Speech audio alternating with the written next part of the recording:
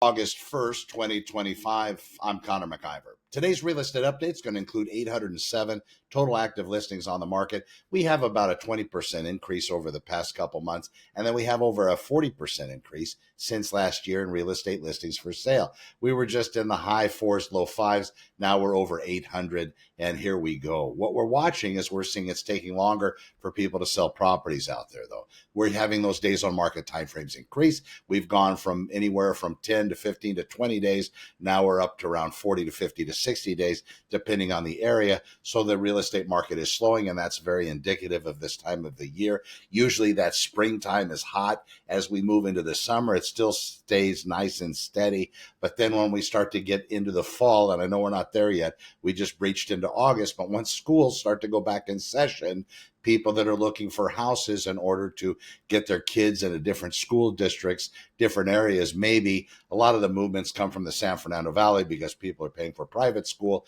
and a lot of those areas wanting to come to Santa Clarita Valley so their kids can get into public school where they have very high remarks, very high awards, they're blue ribbon type schools and those sorts of things. That's where that mindset seems to happen for the parents of kids that are wanting to transfer them to other schools. But then you get a little bit too late.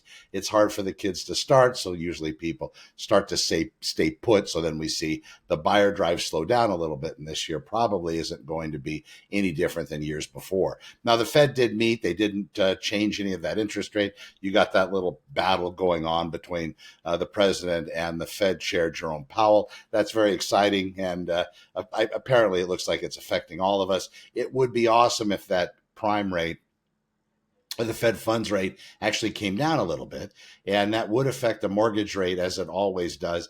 Maybe not as much as you would think, because that Fed funds rate, that's really the money, what it costs for banks to trade back and forth. The night rate, as they call it, we're more based on this mortgages, more based on the 10-year bond. But any big change in that does affect the mortgage rate as well. That would definitely kick off a lot of buyers. And right now, the big hold off on people wanting to sell their houses is something called golden handcuffs. If you haven't heard this before, that's where basically people are at 2 and 3% interest rate. And if they're going to go buy something, sell and buy something, they're going to be at 6 and 7, depending on credit. But that's kind of where the rates are currently. And that's a big increase for them. And if you look at the numbers in $1 million worth of property, $1 million worth of financing, those are big numbers, folks. Lots of different in payments. So it's holding potential sellers steady. They're not moving. They're not going anywhere. They're not listing their properties for sale. One of the things that I've seen come out lately, more of these organizations that are offering to buy properties for cash. There's no inspections. They're just going to swoop in,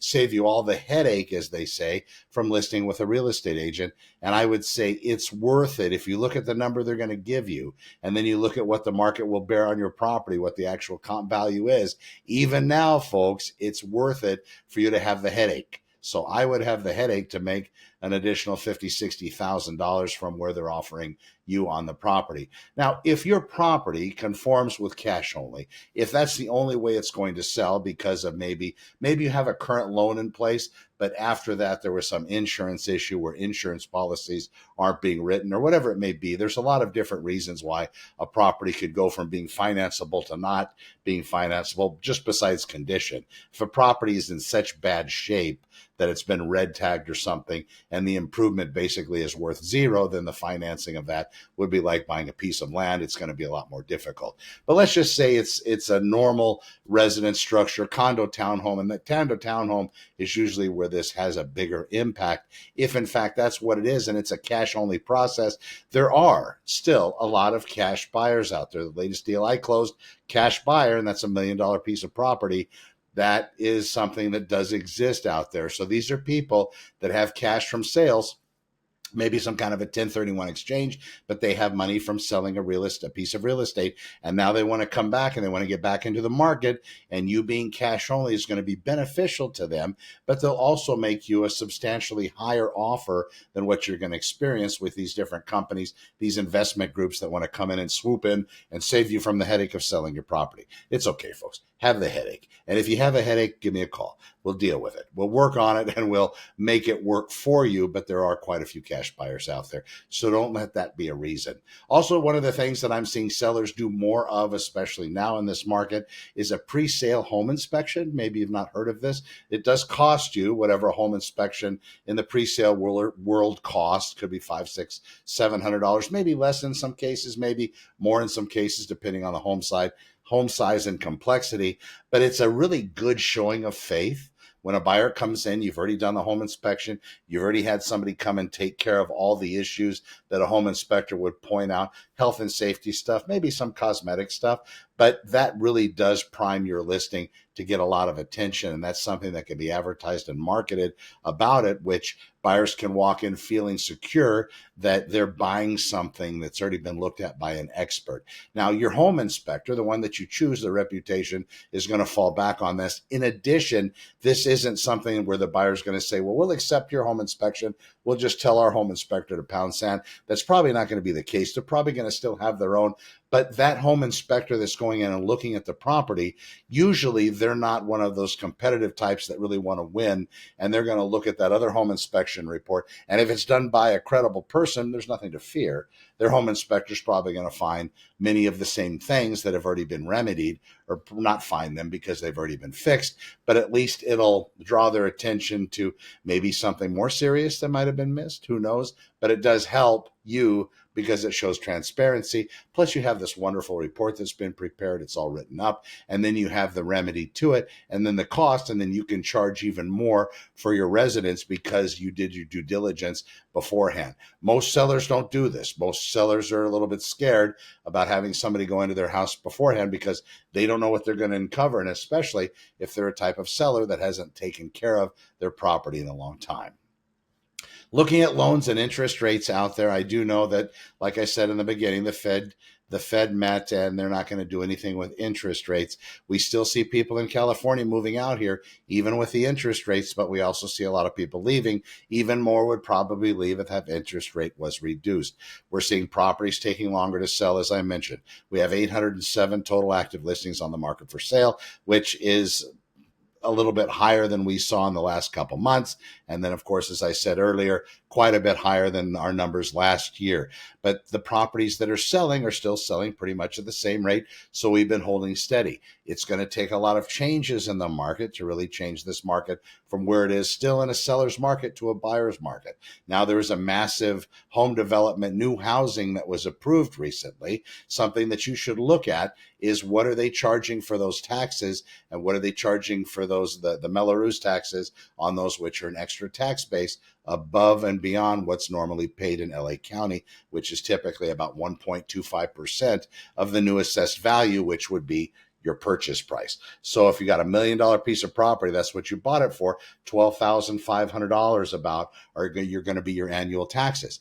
Now, if there's Melrose, and that's when if you go into new housing, you should have somebody with you on your side, which we get compensated by the new housing at no cost to you, but you have another set of eyes on all of the process.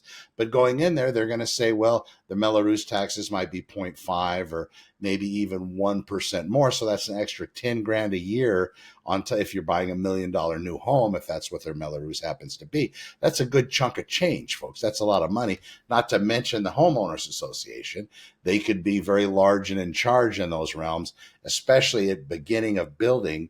And at build out, there'll be somewhat, the waters will settle a little bit. So the homeowners association dues will be somewhat less because you have total occupancy and all the houses have sold at that point. But at the beginning, you're going to be paying a premium. That might be a good negotiation point for you. Listen, we'll be happy to buy this house. And especially if they're a little slow, those builders might negotiate some of the HOA fees that you're going to be paying, which are going to be more than what's going to actually occur at build out. That's something to consider. All right, this has been your update. We are at August 1st, 2025. I'm Connor with Honor. When you're ready, go to Santa Clarita openhouses.com. I have the system unlocked. You can search for real estate, see everything that's for sale. I did a show on looking at older on the market properties first, instead of the way most websites reflect newest first. Sometimes those older ones haven't had any price changes or reductions, and you can swoop in and maybe make an offer that the seller will definitely entertain that's a lot less than their listing price because they haven't done their price adjustments in a long time. And the only thing keeping them from doing it is an offer on the property. So if you see those older on the market properties that fit at SantaClaritaOpenHouses.com, not a bad strategy. You might be able to pick something up for less than what the fair market value is, depending on who the seller is. And finally, make sure you're good to each other. If you want to jump on a Zoom meeting with me, ZoomMeSCV.com. ZoomMeSCV.com. Go there. You'll see my calendar at my Santa Clarita Open Houses website. You'll be able to scroll down, choose a date, and we'll have a conversation. I'll listen to what you're thinking about doing in real estate. We'll pick it apart, we'll strategize, and we'll come to a good determination. It's not ChatGPT, it's Connor McIver. I've been selling real estate since 1998. It is my pleasure, and we will see you in the next one. Thanks for watching.